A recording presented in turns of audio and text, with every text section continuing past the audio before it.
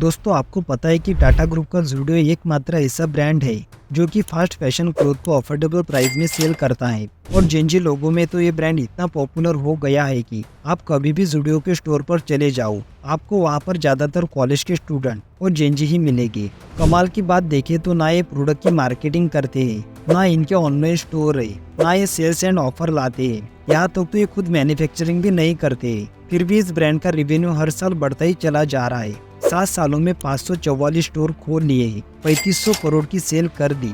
बड़े बड़े दिग्गज Reliance trend, H&M, Zara, Westside और आदित्य बिरला की इतने सारे ब्रांड होने के बावजूद भी ये कंपनियां लॉस में है। वहीं पर टाटा का ज़ुडियो डे 1 से प्रॉफिटेबल है। अब सवाल ये उठता है कि आखिर ज़ुडियो कैसे कर रहा है? यह सेलिब्रिटी से ऐड नहीं करवा रहे, फिर भी इनकी मार्केटिंग कैसे हो रही है? अगर इनके ऑनलाइन स्टोर नहीं है तो ये जेनजी तक कैसे पहुंच रहे हैं? इन सभी सवालों के जवाब हम इसी वीडियो में जानेंगे। साथ ही यह भी जानेंगे कि ज़ुडियो की क्या बिजनेस स्ट्रेटजी है, कैसे अफोर्डेबल प्राइस में प्रोडक्ट बेचकर भी हाई प्रॉफिट जनरेट कर रहे हैं, और सबसे इम्पोर्टेंट इन्होंने इतनी जल्दी मार्केट को कैप्चर कैसे किया है। तो चलिए बिना किसी देरी से वीडियो शुरू करते हैं।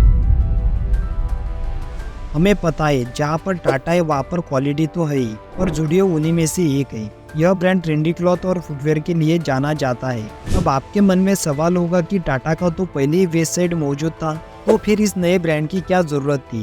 तो देखो, जो कंपनी टाटा का फैशन रिटेल संभालती है उसका नाम है ट्रेंड लिमिटेड, यानी कि ज़ुडियो और वेस्ट साइड ये दोनों ही ट्रेंड लिमिटेड के अंडर आती है। अब जो वेस्ट साइड है वो टियर 1 सिटीज के लिए है, यानी कि अमीर लोग जो कि 1500 से 2000 की शर्ट अफोर्ड कर सकते हैं। और ये सारी कंपनी ट्रेंड, H&M, जारा ये टियर 1 सिटी पर फोकस कर रहे थे, लेकिन हमारे यहाँ ज्यादातर मिडिल क्लास फैमिली से बिलोंग करते हैं और यह 2000 की शर्ट अफोर्ड नहीं कर सकते। और इसी चीज को रतन टाटा ने समझा और बना दिया ज़ुडियो। अगस्त 2016 में बेंगलुरु में ज़ुडियो ब्रांड की शुरुआत की टाटा ग्रुप ने।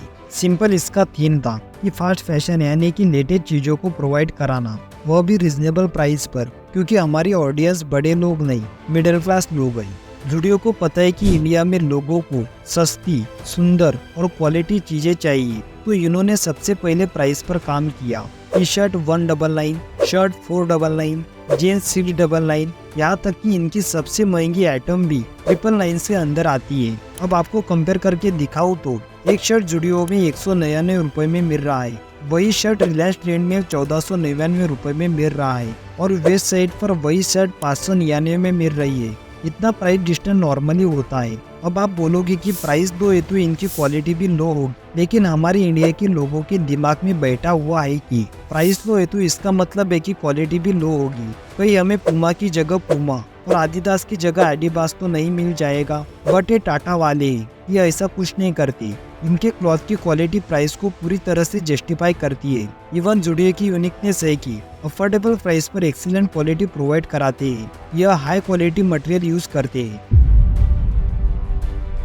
फास्ट फैशन में सबसे इम्पोर्टेंट चीज है प्रोडक्ट और डिजाइन, और इन्हीं डिजाइन के लिए बड़े बड़े ब्रांड को करोड़ों रुपए खर्च करने पड़ते हैं, जहाँ पर ज़ुडियो रिसर्च और डिजाइन पर ज्यादा पैसे स्पेंड नहीं करती, या फिर जो चीज मार्केट में ट्रेंड करती है उसे मिलती जुलती चीजें बना देती है। दूसरी चीज आती है मैन्युफैक्चरिंग की।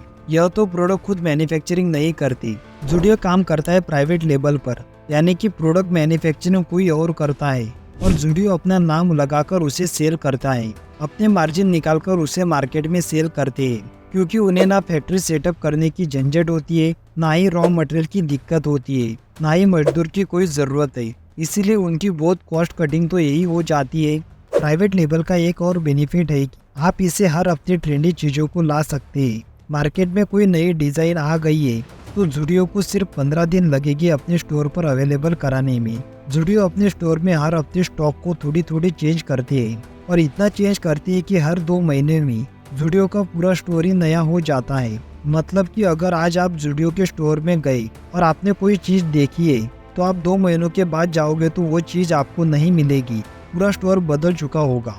यानी कि आप एक टी शर्ट लेने जाते हैं तो वहाँ पर 3 से 4 टी शर्ट लेते हैं, क्योंकि अगली बार वो टी शर्ट आपको नहीं मिलेगा। ये स्ट्रेटजी फॉलो करती है ज़ुडियो। Zero own store. आपको यह जानकर हैरानी होगी कि ज़ुडियो एक भी स्टोर ओन नहीं करता और ना ही रेंट पे करता है।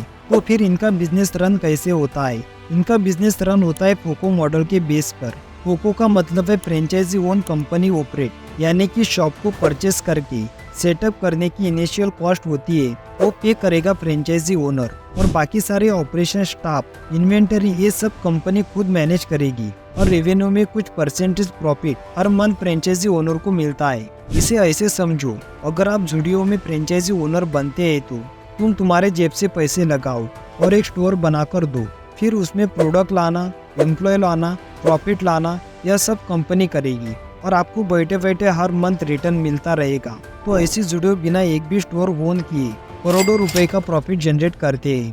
प्रॉफिट की बात करें तो 2019 में 204 करोड़, 2020 में हो गया 478 करोड़, 2021 में कोविड के टाइम 480 करोड़, फिर अगले साल 2022 में पहुंच गया 1108 करोड़, और पिछले साल 2023 की बात करें तो रेवेन्यू था 3537 करोड़। No marketing. किसी भी मार्केट में एंटर होने के लिए एक नए ब्रांड को सबसे पहले लोगों का ट्रस्ट जीतना पड़ता है, इसलिए बड़ी बड़ी कंपनीज पेड एड्स और मार्केटिंग का सहारा लेती है। लेकिन जुडियो ऐसा नहीं है। यह प्रोडक्ट ऐसे बनाते हैं कि लोगों में अपनी बातें शुरू हो जाती है। जुडियो में अफोर्डेबल प्राइस में क्वालिटी के कपड़े मिलते हैं, तो इनकी मार्केटिंग तो ऐसी ही हो जाती है। जुडियो टाटा के अंडर आता है। टाटा का मतलब ट्रस्ट, ये तो आपको पता ही है। अगर आपको टाटा की पूरी हिस्ट्री जाननी है तो आप ये वीडियो देख सकते हैं। आज की वीडियो में बस इतना ही। वीडियो इन्फॉर्मेटिव लगी हो तो वीडियो को एक लाइक करके चैनल को सब्सक्राइब जरूर कीजिए।